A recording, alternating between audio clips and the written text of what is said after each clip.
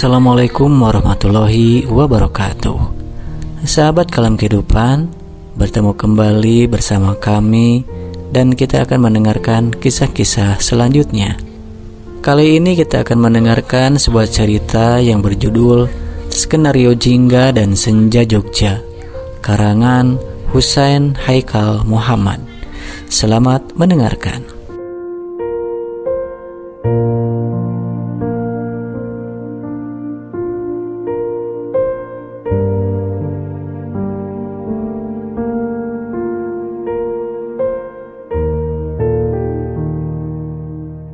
Aku termenung diam di salah satu kafe di sudut kota Jogja.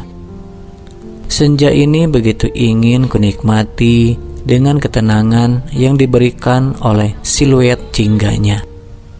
Sembari menatap hiruk-pikuk jalanan kota Jogja yang seakan-akan tidak pernah mengerti kata istirahat. Vanilla latte yang aku pesan menyeruakan aroma hangat sekaligus khas yang dimilikinya. Buku tulis kecil yang sedari tadi kubawa masih bersih dari tulisan yang seharusnya sudah sedari malam terisi oleh skenario-skenario alur cerita. Pikiranku kacau karena deadline yang diberikan guruku sudah hampir berakhir. Aku hanya ingin tenang sebentar. Batinku dalam hati. Aku mengacak rambut sebahu yang aku miliki sembari mengerang pelan. Aku melepas kacamataku sembari perlahan memijat keningku hingga suara itu datang. Suara yang kurasa tak asing dan telah lama aku tidak dengar kehadirannya. Kala ucap suara itu, aku menoleh mencari dari mana sumber suara itu. Seorang laki-laki berdiri di samping mejaku sambil melirikku. Aku balas menatap laki-laki itu, mencoba memperhatikan perawakannya. Rambut komaher, kacamata bundar, hoodie merah marun. Aku mengernyitkan kening, gagal mengingat siapa laki-laki itu. Siapa ya? Tanyaku pada akhirnya. Laki-laki itu pun terkekeh pelan mendengar pertanyaanku. Lupa ya? Sebentar, sebelumnya benar ini dengan Mbak Jingga Sandiakala? Tanyanya. Aku mengangguk pelan. Laki-laki itu tersenyum, lalu melepas kacamata miliknya sembari menyugar rambutnya. Aku terkesiap. Ingat siapa laki-laki ini? Kak Senja, ucapku pelan. Laki-laki itu tersenyum kecil sembari mengangguk. Aku mengerjapkan mataku tak percaya. Boleh aku duduk di sini? Tanyanya, lalu aku pun mengangguk, mempersilahkan dirinya untuk duduk. Kemudian dia duduk di depanku. Seorang pelayan datang menghampiri dirinya. Mochaccino satu aja ya, ucapnya. Kemudian kembali menatap diriku. Pelayan itu pun berlalu pergi, meninggalkan aku dengan dirinya. Kok Kak Senja bisa di sini? Tanyaku. Dirinya hanya tersenyum kecil seperti menyembunyikan sesuatu. Ya, lagi gabut aja sih. Lagian juga kamu kenapa kesini? Tanyanya balik. Malah tanya balik batinku. Dan dari situ pembicaraan kami mulai bergulir ke sana kemari.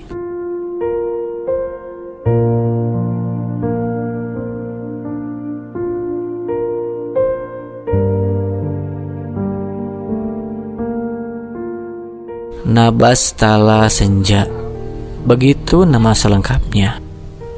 Kakak kelasku waktu aku masih duduk di bangku SMA. Aku bisa menyebutnya sebagai salah satu teman dekatku.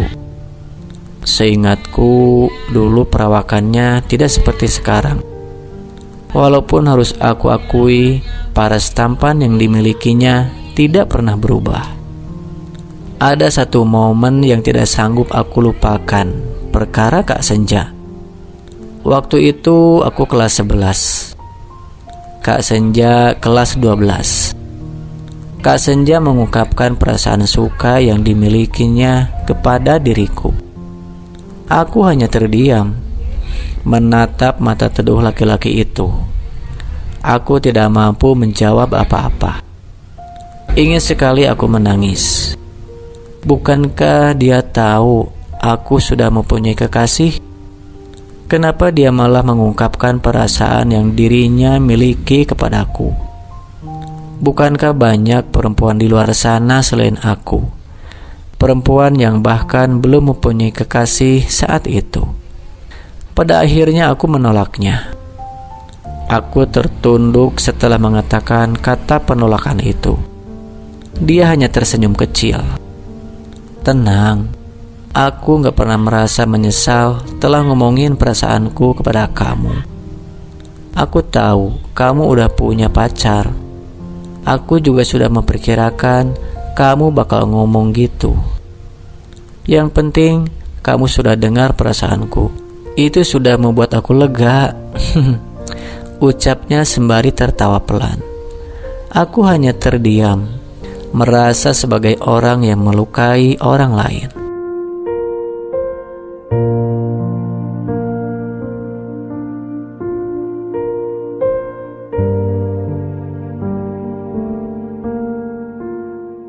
Kembali ke masa sekarang, aku terus berbincang seru dengan dirinya, melupakan sejenak tugas membuat sebuah skenario yang aku miliki.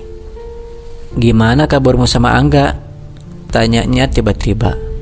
Aku tersenyum miris, menduga pertanyaan itu pasti akan keluar dari mulutnya. Aku menggeleng pelan, sembari terus tersenyum kecil. Suasana hening sekejap, hingga pada akhirnya dia mengusap pelan pipiku, menasehatiku dengan berbagai kata-kata penyemangat. Aku tersenyum, mengerti apa yang dia ucapkan. Kami terus bercerita, hingga pada akhirnya waktu yang tidak pernah berhenti memutus pembicaraan kami. Dia berpamitan kepadaku, meninggalkan sedikit kenangan yang membuatku kembali membuat sebuah harapan. Punggung laki-laki itu perlahan hilang di sebalik pintu kaca kafe. Vanilla latte yang aku pesan sudah dingin.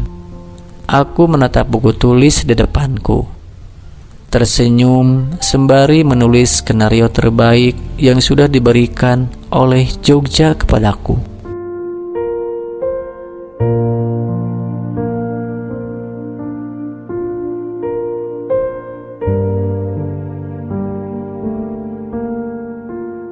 Ya, sahabat Kalam Kehidupan, demikianlah cerita kita kali ini yang dikarang oleh Husain Haikal Muhammad tentang skenario Jingga dan Senja Jogja. Sampai bertemu di cerpen selanjutnya ya. Dan jangan lupa untuk like, komen, dan subscribe. Sampai jumpa.